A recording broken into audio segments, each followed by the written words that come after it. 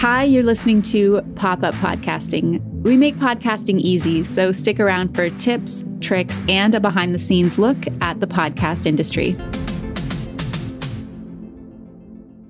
Hi, I'm Lisa, and in this episode, JP, Will, and I stay very true to the topic at hand and discuss how long a podcast should be, what we're listening to right now, and how long those podcasts are, as well as a few more factors to consider when determining your podcast length. JP, you wrote a blog post about this topic a few years back. Do you remember, and could you read it word for word, please? It's extremely long. So if it's how long should your blog post be? Probably not this long.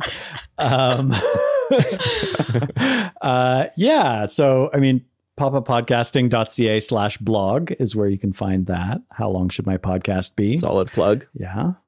There's a lot of kind of data and kind of anecdotal stuff cited in that article. And I think it's probably a good read for anybody who's thinking about this stuff in a serious way. But the short answer is it should be exactly as long as it needs to be and no longer.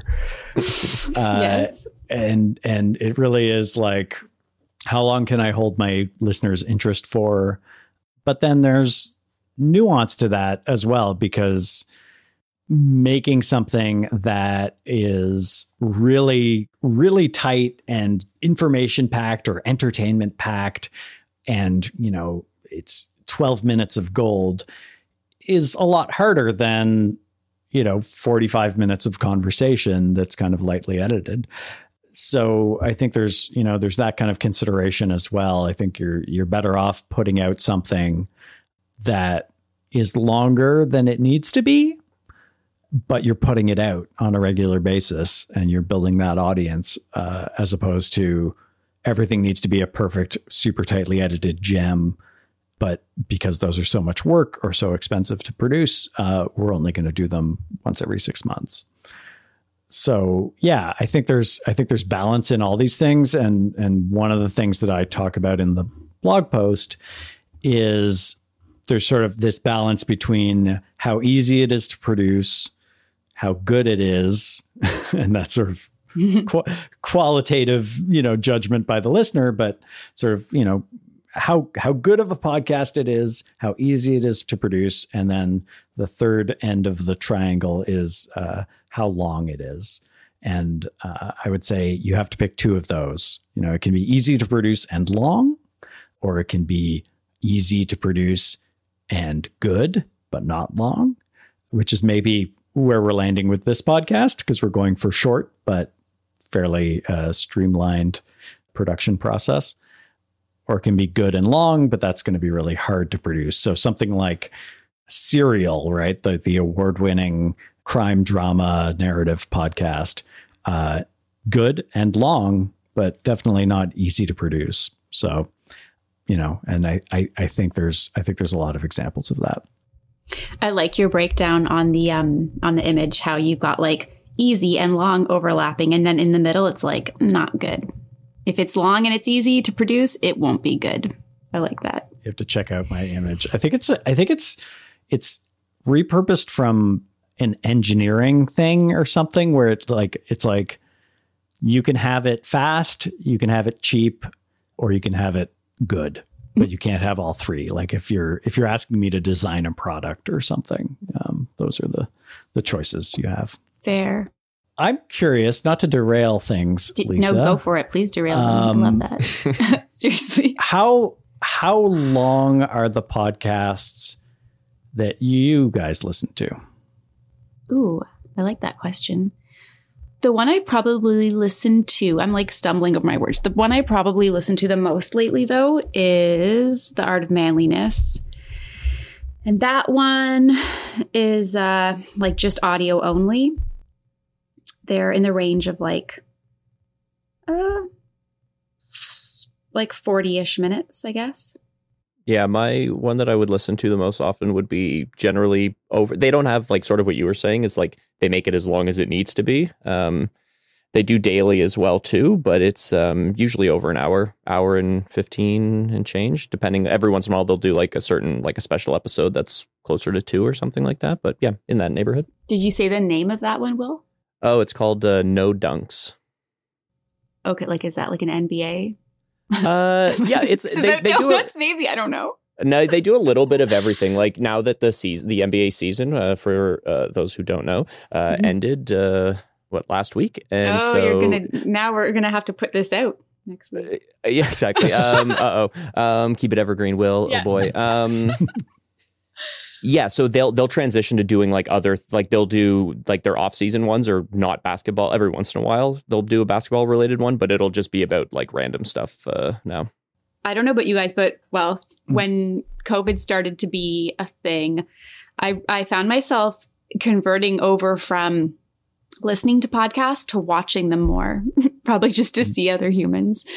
So those ones can get quite long, like even up to a couple hours. And all like the School of Greatness with Lewis Howes, I watch that one fairly frequently, and that can be like an hour and a half, sometimes getting upwards to 2 hours, I think. But I don't check them out I don't listen or watch in one shot. Right. Oh, okay. What about you, JP? Yeah. I mean, I almost exclusively listen to dumb comedy podcasts. And they're long as well. Yeah. They're, Doughboys and Never Not Funny are probably the two that I listen to the most. And there's some real juvenile humor in there, so please don't judge me for them. But they're, an hour and a half, probably on average. And I think that's, maybe that's going against my my three-pronged approach here of easy, good, or long, pick two.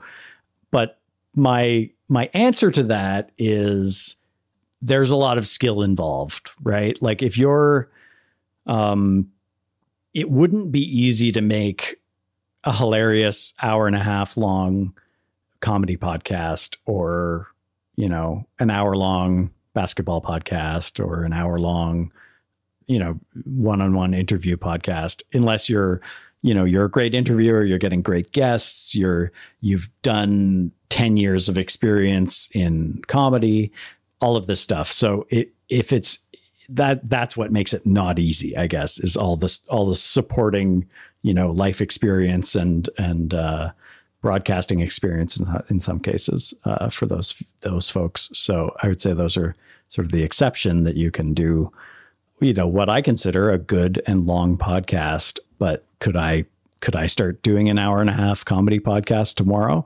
Not with the same success level as these folks. Right. And I think like a lot of, I don't know necessarily for all of the shows that everyone brought up, but I assume a lot of them are fairly well established. And I think that can play into it.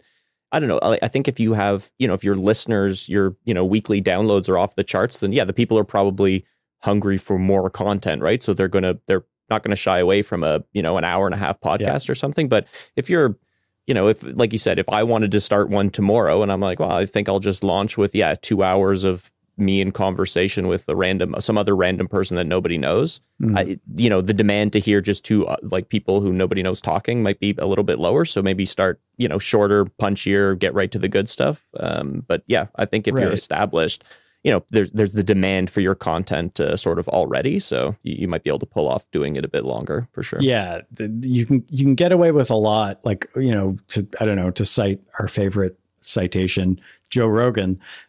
If you're promoting a podcast where it's 2 hours long, but you're smoking pot with Elon Musk, and you're already a famous comedian and podcaster with a huge following, right? That's a very different thing than, JP and Lisa chat about personality types for 2 hours. Oh, we should do that. We should have you guys take the test on the podcast.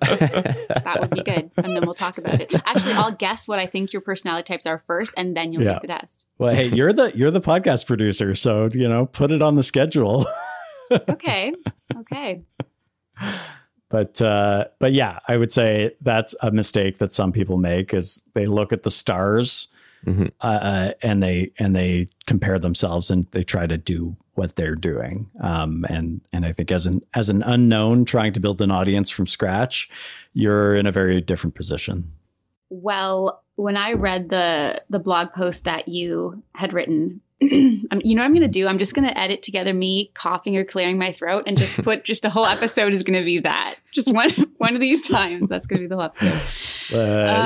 You're the Rick from Rick and Morty of our podcast. I don't think I've ever watched Rick and Morty. Is that he's always burping and clearing his throat. It's super gross. Okay. So not a compliment. I'm sorry, Lisa. But what I was getting at is I read the whole post. In the end, I was like, oh yeah, there's like lots to consider. But you really brought it home. You finished it off very well. And I was going to read what you wrote because that tied it all together nicely for me and made me feel much more at ease. Because you wrote, don't get bogged down worrying about length, because in the end, wouldn't you rather lose some listeners halfway through than have no listeners at all? I was like, yes, that makes me feel so much better. It just takes all the like, here's some good information, but don't worry about it too much. Yeah. And like I said earlier, there's so many factors that go into, can I, what do I have the capability of doing? And what is my goal too? Because some of our clients, one of their goals is not building a big audience. It's this kind of superpowered networking of podcasting of like, I want to sit down with you for an hour-long conversation. And the audience's reaction to it is secondary to, me connecting with you and having, this good experience sitting down together. So yeah, I think there's lots of things. And I think a lot of people will tell you the ideal podcast is, 18 to 24 minutes or something.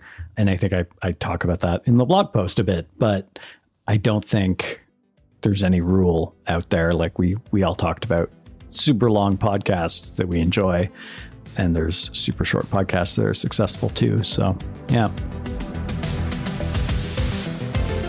Thanks for checking out Pop-Up Podcasting, podcasting made easy. If you're interested in learning more about podcasting or starting your own podcast, you can find us at popuppodcasting.ca, where you can download our free guide, Podcasting at Work.